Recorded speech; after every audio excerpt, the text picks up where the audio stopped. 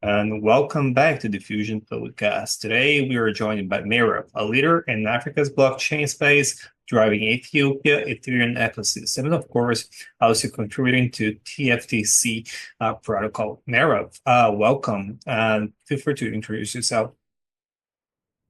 Thank you, Ricardo. Thank you for having me.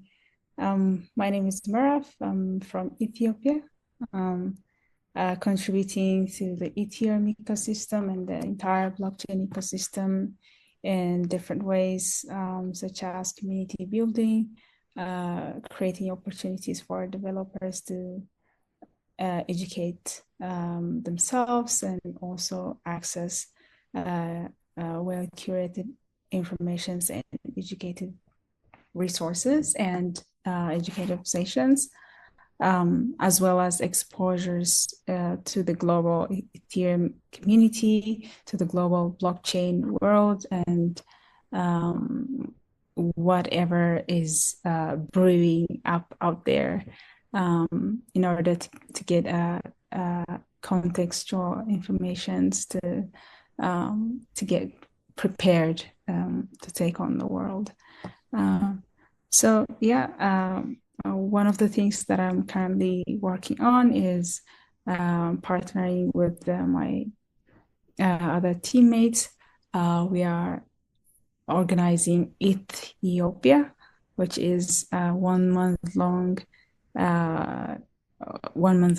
event, which can be said in the crypto world or in the blockchain world, we call it Pop-Up City. And for those who doesn't know about Pop-Up City, it's Vitalik's initiative, which was started last year at Zuzalu initiative. So in Pop-Up City, we bring together different blockchain role players, leaders, builders, in different skills and engagement types. And then we create the environment to interact with each other, have different informative sessions, talks, as well as we will also deliver a builder residency for specifically for African builders this time at Ethiopia, where we take on African specific problems, and then also problems that are similar in the global majority. So the idea is to take on these problems, and then ideate on solutions, also move forwards in building the solutions, and then propagate all these solutions and ideologies into the entire global majority beyond Africa. That's one thing. And the other thing is I also contribute to Tools for the Commons, TFTC, which is also one of the things that I'm really happy to do, because at Tools for the Commons, the vision, the philosophy aligns with mine very much. I have this idea or ambition or a long-standing thought, as some would say, of building a sustainable city that is facilitated by tech, that has a culture in a way, a culture that is costumed in a way that it is easier to live with and is sustainable for living. Again, tech would play a greatest role in it because I see technology as the biggest tool for that human beings came up with to improve lives on, and to introduce efficiencies and also solutions that we would not have otherwise. So yeah, these are the things that I would love to do, and I would love to contribute to, I would love to see happening, and thus I also joined Tools for the Commons with a happy heart, I would say. Wow, Mearaf, that was one of the greatest intros that I had on the podcast. It was amazing, very inspirational. I remember, like, I was very lucky when it comes to the blockchain industry because I got to experience a lot of things very early. I was the first Brazilian in Binance. And that time, Binance was not even in Latin America, but Binance was quite strong in Africa already. And I remember interacting with user on social medias.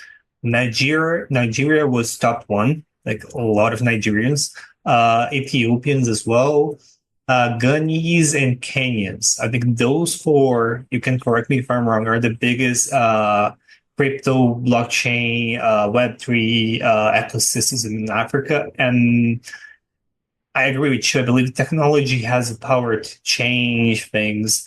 When you think about blockchain, especially decentralized network is important.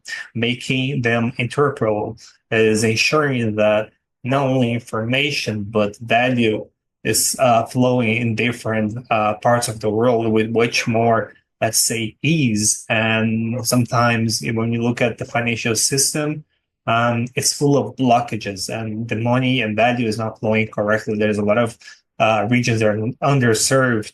And when I think about decentralized networks, especially if they are working together, they are interoperable. They can help, regions that haven't had access to finance or value on the chain of values to develop themselves. So if you want to talk about that aspect in Africa, of course, you can talk about Ethiopia, but you can go even beyond Ethiopia and talk about other countries as well. Mm-hmm. Thank you, Ricardo.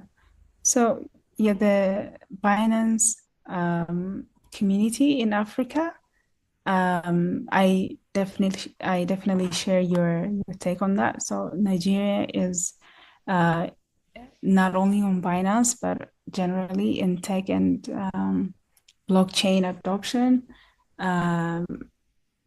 There are lots of Nigerians that we see and observe participating actively. So Nigeria, Kenya, and Ethiopia for Binance, especially, that we are big users of Binance. And Ghana, definitely Ghana as well. So yes, there has been a few regulational challenges for Binance in Nigeria recently, and apart from that, I definitely observed that the Nigerian community is the biggest active community in the blockchain ecosystem. So the blockchain ecosystem generally in Africa, it needs a lot of cultivation, education, also regulational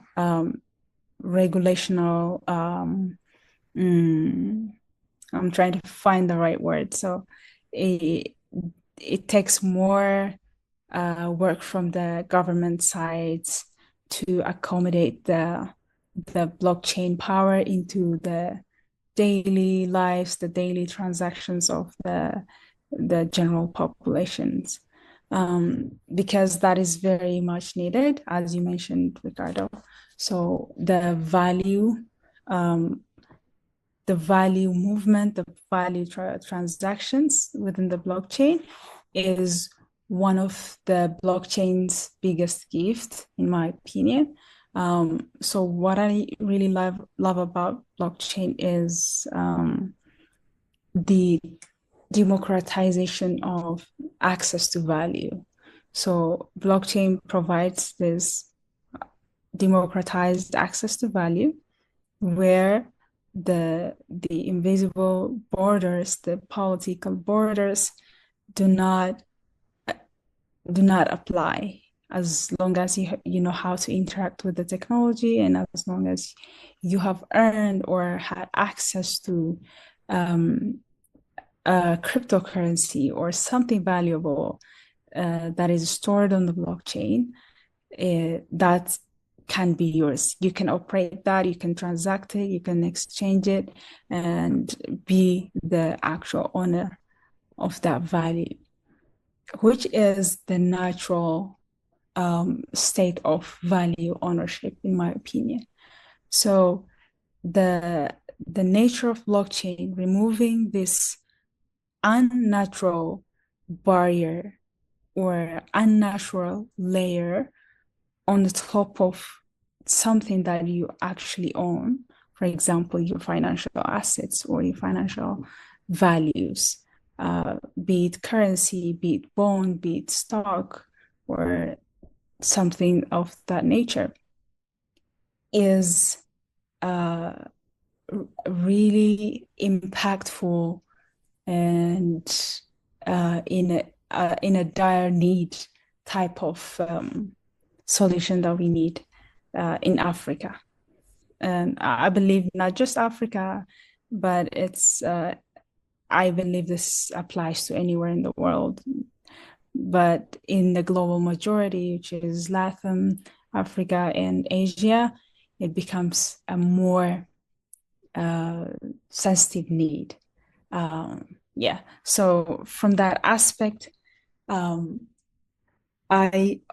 believe works need to be continued in Africa, need to be scaled up in a maybe in a faster way, and also in a deeper way, in my opinion. So what I would also suggest on the works that I just mentioned in the general in the global majority, including Africa, is a more deeper educational provision. That's what I mean by that is when you educate, when we usually say education or educational content, we naturally gravitate towards the technical informations or procedures of doing something, from how to do it and where to do it. But we should also focus and by default incorporate the mental preparation for education. For example, I would also include how to learn. It also matters because in technology, things change fast, things change in a way that we would not expect usually. So how to learn fast, how to learn effectively, and how to learn without getting tired of learning can give the people, including all of us, because learning is a life journey, and especially in tech, we always learn daily. So this skill would definitely propel us in general in a correct way, or in a correct pace, in my opinion, on catching up the current technology from the perspective of understanding the new development, and from the perspective of actually working on innovative development, building applications, or building utility functionalities into existing applications, or creating protocols or improving on protocols, or also designing any different philosophies for consensus, or maybe governance, or again, protocols and governance, like they can interoperate with each other. So in all these works, the learning part plays a biggest role, as big as the actual working and optimization of the executions. So I would also include that. And the other thing I would include is also the culture barrier. So this one would go in a slightly different way for each country, or for each different culture, for each different region. Like when it comes to Africa, it can be a little bit different than the Latin America, or it can also be different from Asia. So from culture to narrative and all that, we can also be productive on honing some tools in formulating, or in molding cultures in a way that can make it a great environment, or a great tool itself in contributing to adopting technology in a way that is actually beneficial and a positive change, or a positive addition to the lives of the many. Like for me, whenever something is added or incorporated, I believe it should be for better quality life. So that means, in a way, it should focus on the human side of experience, the human side of benefit at the core. Otherwise, why are we doing it? What's the point of developing anything if we are not serving the actual human needs at the core of our services, applications, buildings, tools, and all the things that we do. So this is my take on the blockchain ecosystem in generally in the global majority, including Africa. Wow, there are so much things that I want to go over. The good thing is we will start kicking off the X spaces on a regular basis, so we have so much subjects to go over. And I believe, I don't know if you know, but Brazil has a strong cultural heritage coming from Africa, and I believe you will be such an inspiration for people in Brazil. Some don't look, you might not realize, but in Africa, you're quite advanced when it comes to being a global citizen. Why? Because of the English language. Most of the Nigerians, at least the ones I spoke, they spoke English. The Ghanese, the Ethiopian, they all speak, like most of the young people, they speak English, which is not the case in not only Brazil, but in Latin America, which is a big problem when you think about what we're building.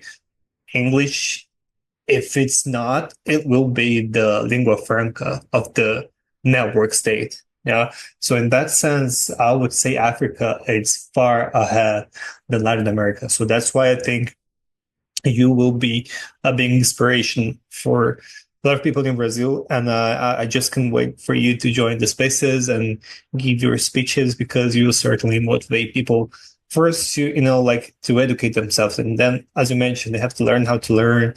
this, like this is very important as well. I think education comes at the bottom level and then technology come on top of it. So I won't stand myself much because I just want to listen to you talk. There's a lot of things, very interesting things that you mentioned about like the global south. You mentioned Latin America, Africa, Asia, Southeast. I know like Asia usually is Southeast Asia and Central Asia. Those are the regions that have huge adoption of crypto. Usually the global south is very open to crypto because as I see, there is a locked value in the north. I don't know if you see the same thing. I have autism, so I tend to have this, I don't know, sometimes like strange images in my mind that I see. Like I see a lot of like value locked on the north and is not flowing south. Blockchain with decentralized network, and if they are integrated to each other, we can ensure this value is flowing to the right places. And with tracking system, that's the most important thing, ensuring that the value is going to the right places. So if you want to talk about, for example, what's your favorite decentralized network? Ethereum, Avalanche, ICP, Solana. If you can go over a little bit on those on the more technical level, that would be amazing. Oh, okay. Yeah, I definitely agree with you, Ricardo, on the global south being more open to the blockchain tech. I also see that it's because of the need, especially for African case, for example, the payment options, like the international payment options, are a little bit more limited than any other world. Any other part of the world. So again, since payment is technically a value transaction between in two endpoints, receiver and sender. So, and the blockchain provides the platform to make it easy, to make it faster, to make it safer, to make it also cheaper. Well, it's getting a lot cheaper than it used to be. Well, in history, it used to also be a lot expensive. But now that there are L2s, that are super chains that are built on Ethereum, that are making transactions affordable and more faster by the day. So I would say that on that note. And if I were to say my favorite network, and I would say Ethereum, because it, not that the other technologies, the other networks, not to say that they lack the fundamentals of the decentralization or the blockchain trilemma, which is decentralization, security, and the scalability. But as I observed the entire blockchain ecosystem, Ethereum provided the biggest foundation for the usability and accessibility of the blockchain technology to the entire world. So, as Vitalik would say, and had said in different stages, Ethereum is the world's internet, which is essentially the fact that we are observing now. So we have like hundreds of L2s applications built on Ethereum, like the biggest ones, for example, Arbitrum, Optimism, Base, Darknet, all different L2s. This type of different L2s are being had been built on Ethereum and then being used in important projects like for example, there are DeFi projects, DePIN projects, and supply chain projects built on these L2s, which are serving thousands of people, hundreds of thousands of people. Some are serving millions, some networks are serving millions of people, and changing so many lives, creating lots of jobs, creating lots of accessibility where it did not exist before a few years ago. So in my opinion, Ethereum has addressed the most population of the globe, from the technology users, from the blockchain technology users side of the population. So from that side, I would choose Ethereum. Plus, there's also this philosophy that really resonates with me that circulates in Ethereum, which is the infinite garden concept or ideology or philosophy. The words can be used interchangeably, I believe. So the concept is the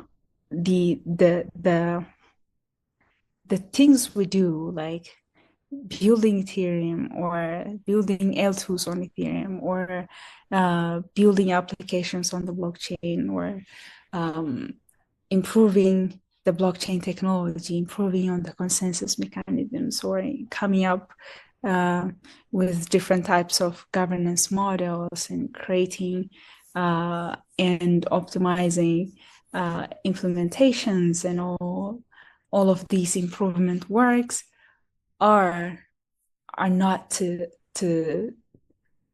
compete with another or like be done after winning the competition with the other networks or the other applications, but it is a continual effort. It's a continual journey, as life is, because at the center of it there is the good intention of serving the human need, which I believe is fundamental, is simple, but important. So, as in my opinion, when you have the right intention and the right goal at the core of your center of activities, it's always a matter of time on having improvements. So from that side, I definitely go for Ethereum, but I still love the avalanche fastness, the integration with Bitcoin and all that. And Solana is also building big ecosystem, big communities in Africa, building projects, supporting projects and everything. So that's my comment on that. Sorry for taking such a long time. No, that was amazing. And as I mentioned, whoever listened to this podcast episode, we'll have more talks on X. We'll be holding spaces on regular basis every week. As you all listen, Mearaf has a lot of things to talk about. Me too. I talk a lot, but Mearaf has so much things to share. And I just love that. So the good thing is we'll have a lot of content to be sharing with you all for at least an entire year. So I agree with you, Mearaf. Well, Ethereum is one, like after Bitcoin, is the second most mature ecosystem, the public, blockchain level. Most people don't realize Ethereum is also like highly programmable. Bitcoin, of course, you can still program it, but you don't have smart contract and it's not as easy as Ethereum. So Ethereum is much more modular. I agree with you as well. I would say is the future of the internet. course, you will have different protocols within Ethereum. You will have layer 2. So it's a huge ecosystem that keep expanding and creating ramifications. But you also have different networks that cross-communicate with Ethereum. And once they are all interoperable, we will have no competition, I believe, in the power of collaboration. I see myself as a Web3 connector.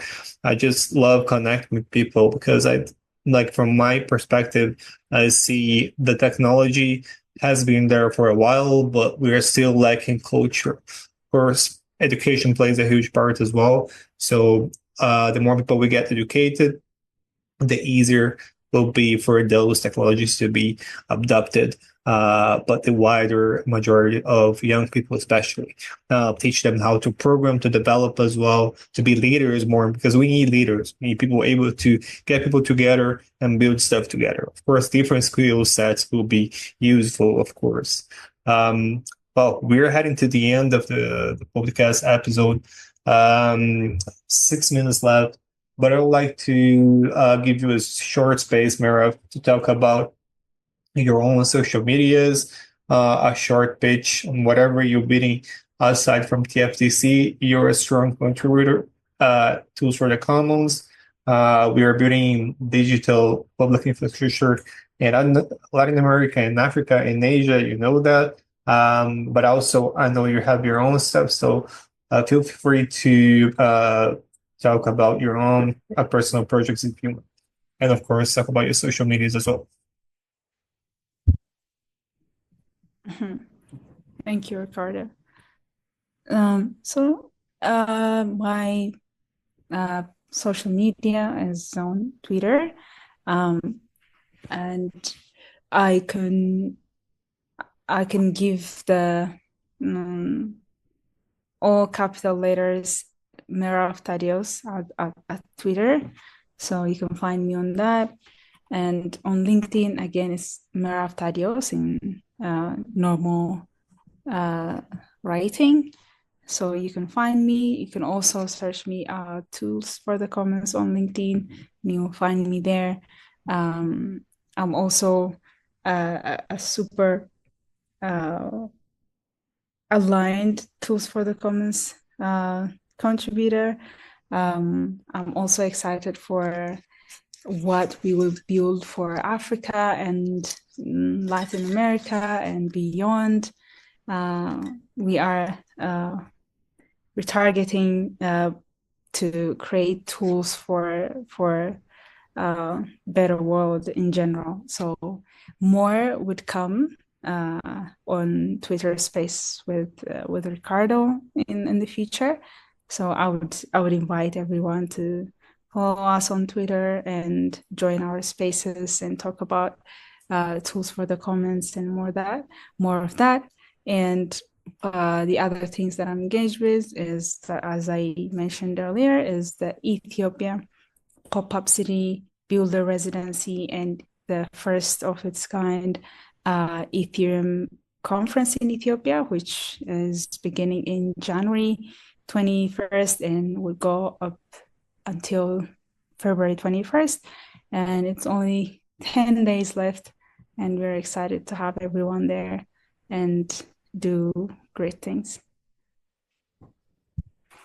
Well, it was amazing having you here, Mearaf. Once again, I'd like to thank you, and very excited for our spaces on X. I almost had Twitter. I keep getting it's a bit difficult to let go of Twitter and just say X.